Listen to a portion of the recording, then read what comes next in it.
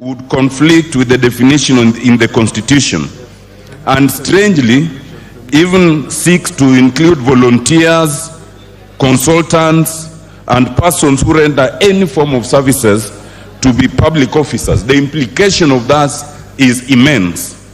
In paragraph 4, Honorable Speaker, in direct contradiction of the separation of powers and the Powers and Privileges Act and our own standing orders that has made this House self-regulating, in its wisdom, this House passed an Act of Parliament, the Powers and Privileges Act. It then also passed the standing orders and gave power to the Powers and Privileges Committee to deal with the issues in terms of conflict of interest. This bill seeks to yank that from Parliament, to yank it and assign it to the Ethics and Anti-Corruption Commission, so that the Commission would then end up regulating what even we as members of Parliament do in this Parliament. That is wrong. Every branch must be self-regulating, just the way the judiciary is and ought to be self-regulating by the Judicial Service Commission. We are self-regulating through yourself, Mr. Speaker, as the chair of the Parliamentary Service Commission, and then the committee. Mr. Speaker, paragraph 5 then does something very strange.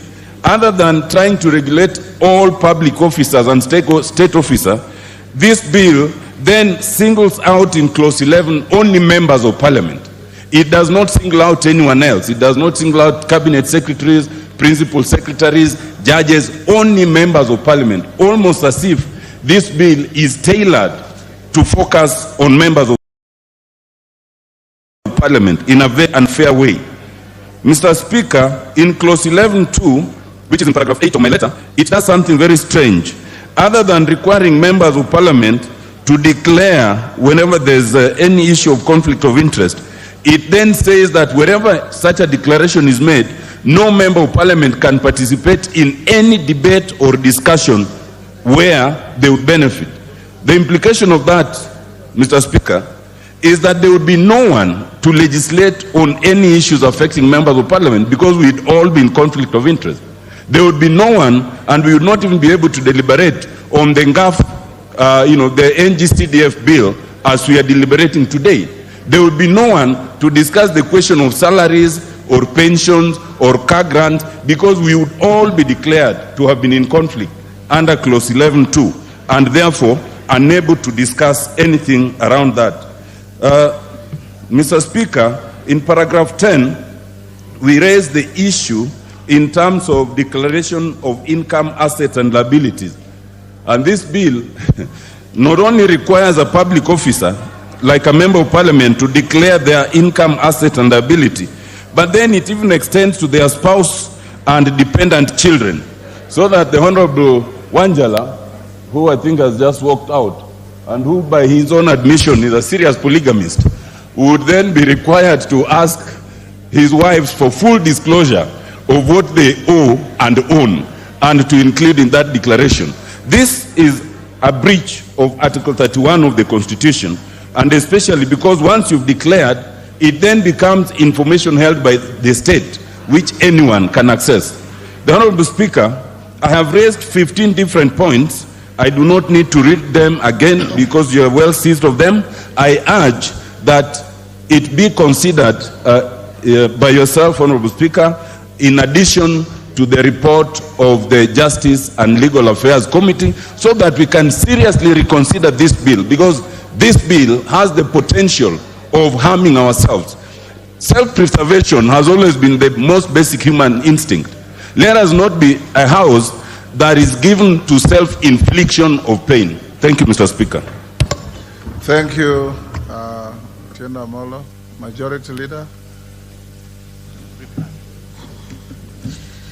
Thank you, Honorable Speaker.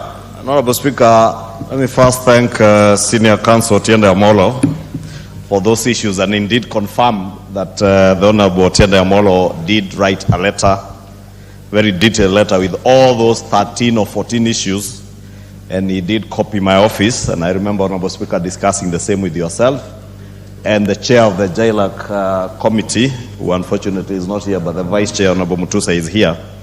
And we have further discussed all the issues that were raised by the Honorable Otiende in his letter with the Chair and the Vice Chair of the Jailer Committee. And I believe, Honorable Speaker, given an opportunity, since the Chair is away, the Vice Chair should be able to appraise us on where fast they are in terms of looking at those issues among us, many other issues that came up during public participation, and which, as has been indicated by Senior Counsel, already some of those issues are being addressed by the Jailer Committee. Honorable Speaker, it's also worth mentioning to the Honorable Otiende Amollo that in the House Business Committee this morning, we did agree to stand down that conflict of interest bill from this afternoon sitting for Committee of the Whole. First, to allow the Jailer Committee to complete the work that they were already doing, to maybe later tomorrow or the day after, whenever time will allow and when the House Business Committee will be able to schedule business.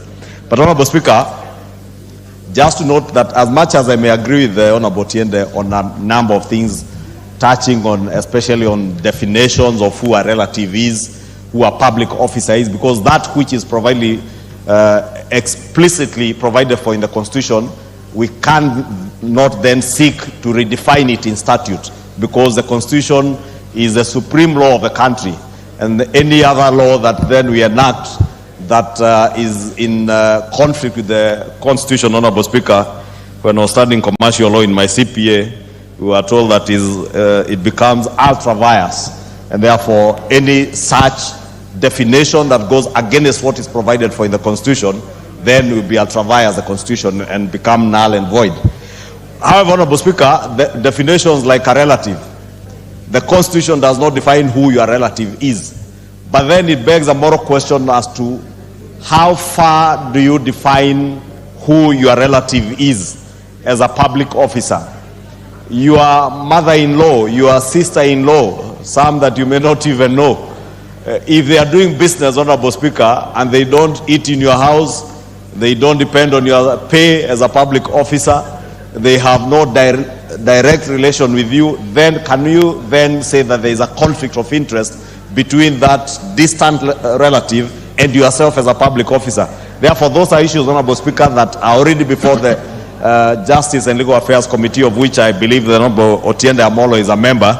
I was hoping he would indicate where they are as a committee, but I am informed he was not in the meeting today, this morning, and therefore I want to believe that JLAC will be able to appraise us on the addendum they are doing that is touching on major amendments that will touch on some of these provisions that the Honorable Otiende has pointed to. But more importantly, Honorable Speaker, what is this bill seeking to do? Honorable Speaker, if you read our Constitution, Chapter 6 on leadership and integrity, this bill is breathing life to the chapter on leadership and integrity, and more so on matters touching on integrity. And therefore, I would tend to disagree with the Senior Counsel on issues that touch on integrity, that they would not sit well in this bill, because they do sit well when we talk about issues to do with corruption and conflict of interest. Honorable Speaker, Article 75 of the Constitution, 75(1)(a).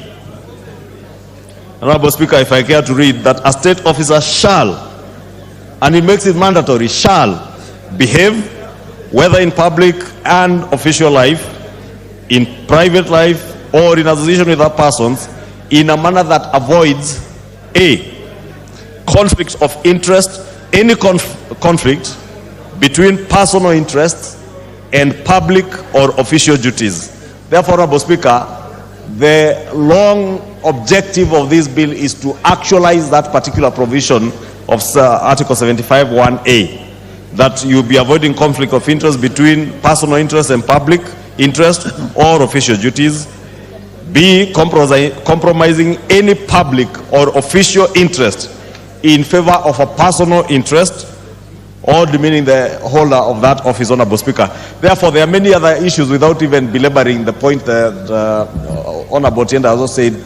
We do not need to go through all the 15 or 13 items he listed, but there are some that I would agree with, and many others that I would strongly disagree with, because they intend to actualize and breathe life to Article 75, 1A, of our Constitution. And if you are truly intent, Honorable Speaker, on slaying the monster that we all talk about, slaying the monster and the dragon of corruption, which spreads far and wide, Honorable Speaker. And I've heard the issues that are being raised on self-preservation. Even as we seek to do what we call self-preservation, Honorable Speaker, we must be careful that we do not self-preserve in a way that we entrench conflict of interest in public offices, Honorable Speaker, because we must lead from the front. Longer time to be more productive before they get to a situation where they cannot run, they cannot walk. So as I support this bill, I would like to thank the government for ensuring that the money for the elderly is coming in a regular manner. But I would also like to call for increment of that money, because 2,000 shillings, Honorable Speaker, with the current economic situation, cannot really buy much. So if this money can be enhanced so that they are able to buy something, or even buy more so their medication, this will be a move in the right direction. So congratulations, Honorable Gathoni Mwamushomba, and thank you, Honorable Speaker, for giving me a chance to put my voice in this. I'm made to understand that Naomi Wako, although her name appears on the screen, had already seconded this motion, so we'll have to go to the Honorable Beatrice Kemei.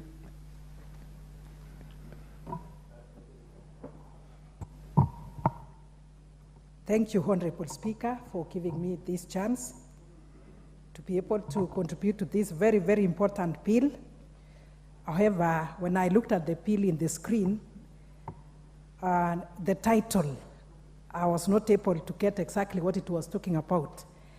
But having looked at it critically, talking about the establishment of the National Council for Elderly Persons, I started to appreciate more. So let me start to thank Honorable Wamuchomba for bringing this bill, and I believe it will go through. Honorable Speaker, elderly people are very, very important people in our society. Those are our mothers, those are our fathers, those are our grandparents. These are the carriers of wisdom. These are the people who bless the young ones. These are the people even who give names to our children. These are the people who also educate us on matters, culture. And these are the people who even foresee what will come, even in future. And for this, Honorable Speaker, I want to say that it is very important for us to have the council to be established, knowing that we already have the Youth Council, we have a council for people living with disability and many others. But when it comes to the elderly, we didn't have council for that. So today, I'm very, very happy, and I thank Mheshimiwa for bringing this bill on board. Honorable Speaker, the elderly people have been discriminated on in many occasions. Going to public places, knowing that